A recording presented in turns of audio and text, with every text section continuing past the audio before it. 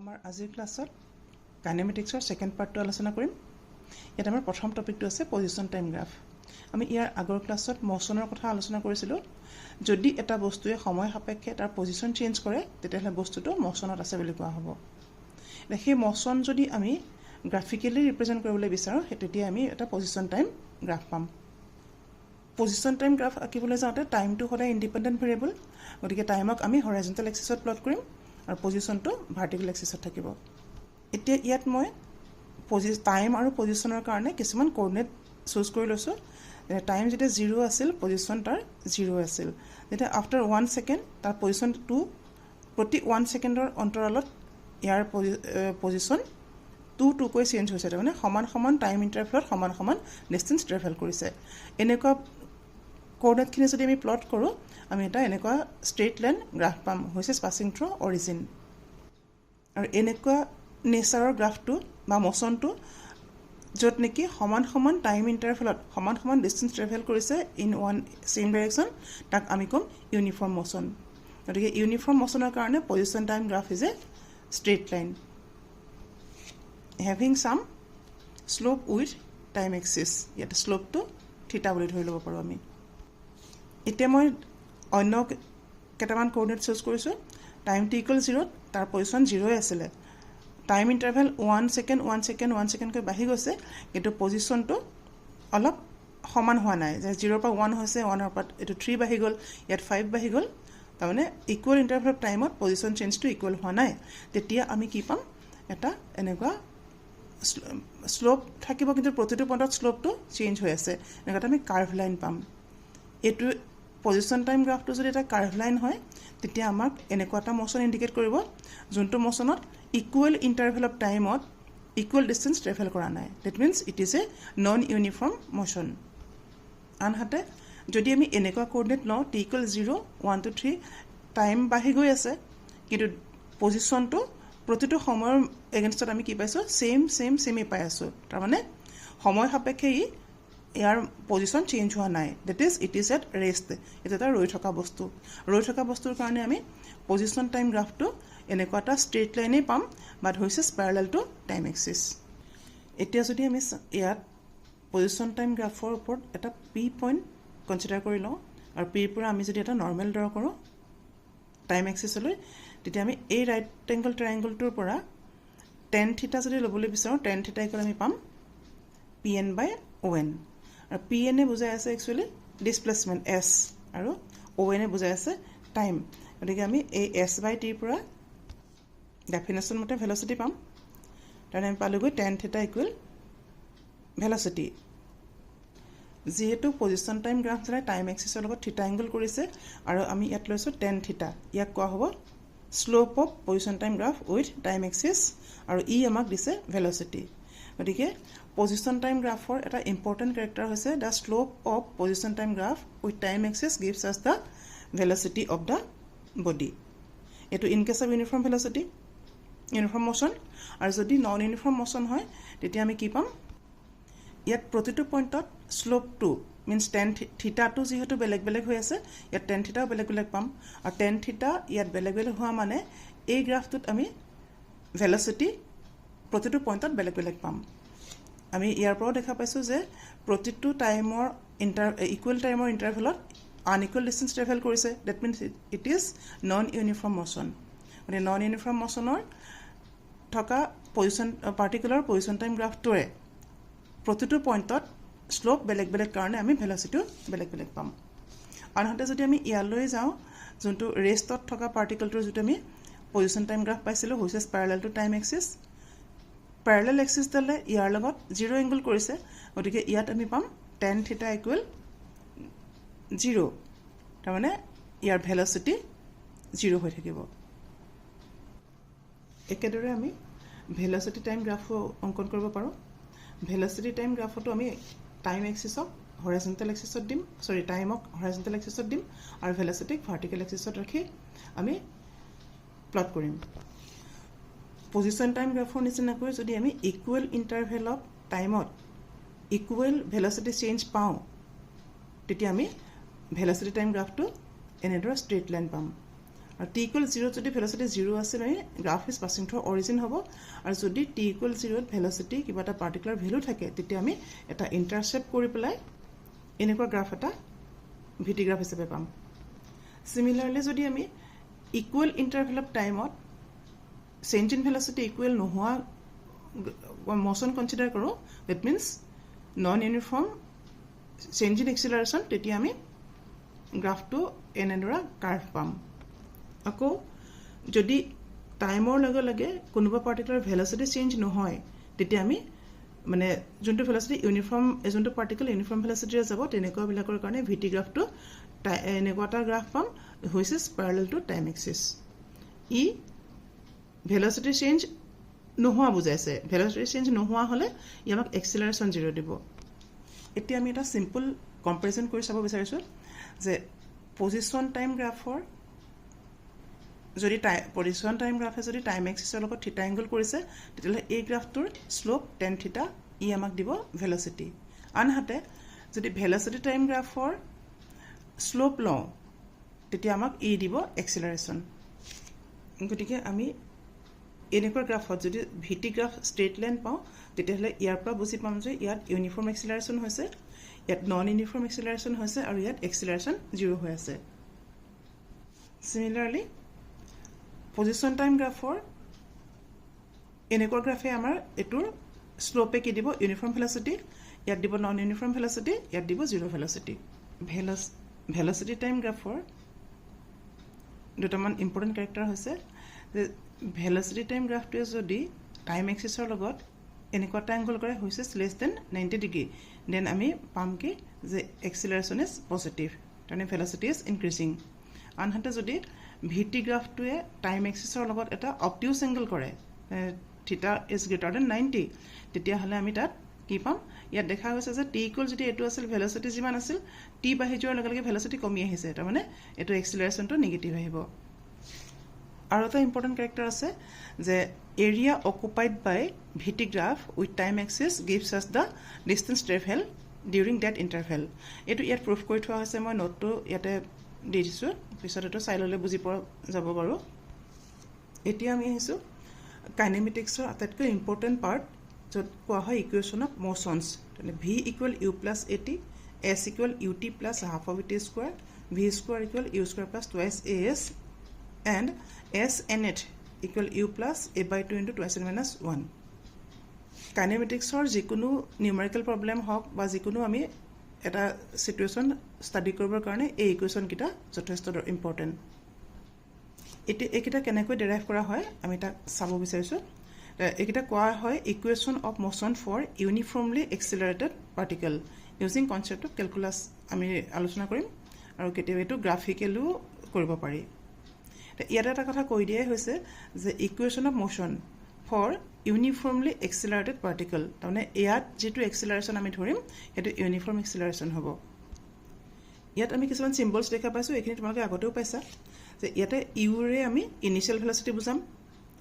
a acceleration t time move কৰাৰ পিছত it gets a velocity v এটো final velocity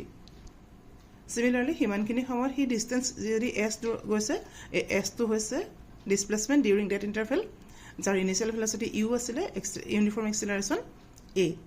একেদৰে এটো এটা আৰু এটো হৈছে যদি এটা পাৰ্টিকুলে n সেকেন্ড সময় ধৰি মুভ কৰি আছে লাষ্টৰ সেকেন্ডত মিন্স s nth সেকেন্ডত কিমান ডিসটেন্স গৈছে হেতু আমি এই ফৰ্মুলাটোৰে উলিয়াবলৈ চেষ্টা কৰিম এৰ ইকুৱেশ্যন অফ মোশনৰ ফাৰ্স্ট ইকুৱেশ্যনটো যেটো কোৱা হৈছে v equal u plus at আমি ইয়াত ভেক্টৰ ইউজ কৰিছো ইয়া ভেক্টৰিয়েলি কৰিব লাগিব এতিয়াৰ পৰা আমি এই ইকুৱেশ্যনটো কোৱা হয় ইকুৱেশ্যন অফ ফাইনাল ভেলোচিটি তাৰমানে এই ফাইনাল ভেলোচিটিৰ আমাক ভ্যালু দিব এটা আমি এস্টাবলিশমেন্টটো গৈছো v equal u plus at এই ফৰ্মুলাটো ডেৰাইভ কৰিবৰ কাৰণে আমি এক্সিলাৰেশনৰ ডেফিনেশনটো ইউজ কৰিম from definition of acceleration we have what a equal differentiation of velocity with respect to time means dv by dt by ddt of v এটা আমি এটো সিম্পলিফাই কৰিছো একদম dv ৰাখিছো a dt dt টো ইয়াৰ লগত লৈ গুছি আহিছো এটো আমি ইকুৱেশ্যন 1 ৰাখিলো now if the velocity of the body at t1 equals 0 is U তাৰমানে ইনিচিয়েলি ভেলচিটি ইউ আছিলে এণ্ড যেতিয়া t2 ইকুৱেল মানে ফাইনেল টাইম t হ'ব তেতিয়া তাৰ ভেলচিটি v বুলি ধৰি লৈছোঁ এতিয়া আমি এই ইকুৱেশ্যনটো যে dv ইকুৱেল a dt ইয়াক আমি ইণ্টিগ্ৰেশ্যন কৰিছোঁ within the limit this then এইটো আমি লিখিছোঁ ইণ্টিগ্ৰেশ্যন dv তাৰমানে এইটোক ইণ্টিগ্ৰেট কৰিছোঁ within the limit U to V আৰু এইফালে যিটো এ ডি টি আছিলে ইয়াক ইণ্টিগ্ৰেশ্যন কৰিছোঁ within the time limit 0 to T এটা ইণ্টিগ্ৰেশ্যন ডি ভি মানে হ'ব আমাৰ ভি আৰু ইয়াৰ lower limit U upper limit V গতিকে আমি এয়া লিখি থৈছোঁ ইণ্টিগ্ৰেশ্যন এটো প্ৰথমতেই কোৱা হৈছে যে এইটো uniform acceleration uniform means with respect to time it is constant ইয়াত লিখিছোঁ a is uniform therefore it is independent of time so আমি ইয়াৰ পৰা a টো উলিয়াই লৈ গুচি আহিছোঁ ইণ্টিগ্ৰেশ্যনৰ প্ৰপাৰ্টি অনুযায়ী ইণ্টিগ্ৰেশ্যন ডি টিক ইণ্টিগ্ৰেট কৰিলে টি পালোঁ লোৱাৰ লিমিট 0 আপাৰ লিমিট টি ইয়াত বহুৱাইছোঁ ইয়াত আহিলে ভিৰ আপাৰ লিমিট ভি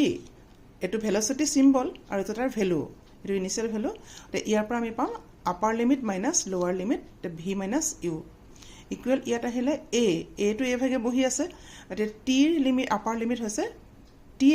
এইটো টি চিম্বলৰ কাৰণে টাইম আৰু এইটো টাইমৰ value upper limit lower limit T minus 0 গতিকে এইফালে আমি পাই গ'লোঁ এ টি তো এইফালে হৈছে ভি মাইনাছ ইউ ইকুৱেল এ টি গতিকে ভি ইকুৱেল এইটো আমি ছাইড চেঞ্জ কৰিছোঁ ইউ প্লাছ এ টি এইটোৱে হৈছে আমাৰ ফাৰ্ষ্ট ইকুৱেশ্যনটো বা ই যিহেতু ফাইনেল ভেলচিটিৰ ভেলু দিছে গতিকে এইটো কোৱা হ'ব equation of final velocity just V equal U plus A T equation number এইটো আমি 2 দিছোঁ এইটো এটা স্পেচিয়েল কেছ থৈছোঁ যদি পাৰ্টিকলটো ইনিচিয়েলি 0 ৰেষ্টত আছিলে ডেট মিনছ ইউ ইকুৱেল 0 তেতিয়াহ'লে আমি পাম ভি ইকুৱেল ইউ প্লাছ এ টিৰ জেগাত ইউটো 0 হ'ল গতিকে ভি ইকুৱেল এ টি পাইছোঁ এতিয়া আমি ছেকেণ্ড লটোলৈ যাবলৈ বিচাৰিছোঁ distance travelled by a uniformly accelerated body in time t তো s equal u T plus half of a t square তো এইটো এষ্টাব্লিছমেণ্ট কৰিবলৈ যাওঁতে আমি ল'ব লাগিব ভেলচিটিৰ definition we know' that velocity v equal what ddt of s এটা ইয়াকো আমি একেদৰে dt টো v ওচৰলৈ লৈ আহিছোঁ ds অকলশৰে কৰি পেলাই ইয়াত ৰাখিছোঁ এনেকৈ এটা ds ইকুৱেল পালোঁ v dt কিন্তু এই ভিৰ জেগাত আমি এতিয়া বহুৱাই দিব লাগিব u plus A T already যিটো আমি ইউজ কৰি আহিছোঁ ইউজিং ইকুৱেশ্যন 1 এতিয়া ds হ'ল এইটো আহিলে এতিয়া ইণ্টিগ্ৰেশ্যনৰ প্ৰপাৰ্টি অনুযায়ী আমি এইটো dt টো ইউৰ ওচৰলৈও আহিব আৰু এ টি ওচৰলৈও এইটো ব্ৰেকেট অপেন কৰি লৈ যাব পাৰিম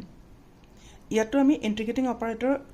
ইণ্টিগ্ৰেটিং লিমিট লৈছোঁ t1 যেতিয়া 0 আছিল s1 ইকুৱেল 0 আছিল তাৰমানে 0 সময়ত ডিছপ্লেচমেণ্টটো 0 আছিল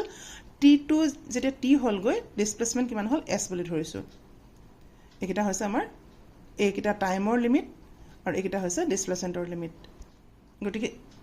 এই ইকুৱেশ্যনটোত যদি আমি ইণ্টিগ্ৰেশ্যন কৰোঁ dsৰ কাৰণে লিমিট আহিব 0 টু s আৰু টাইমৰ কাৰণে লিমিট আহিব 0 টু t ইয়াত আমি দেখুৱাইছোঁ এয়া এটা এইটো ইণ্টিগ্ৰেশ্যন ds মানে s হ'ব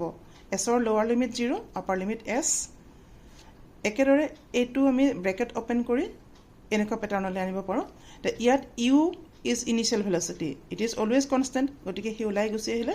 ইণ্টিগ্ৰেশ্যন ডিটিৰ জেগাত টি আহিল আৰু 0 টু টিটো আমি লিমিট বহুৱাই থৈছোঁ ইয়াত এটো যিহেতু ইউনিফৰ্ম ই ওলাই আহিব ইণ্টিগ্ৰেশ্যন টি ডিটি মানে টি স্কুৱাৰ by 2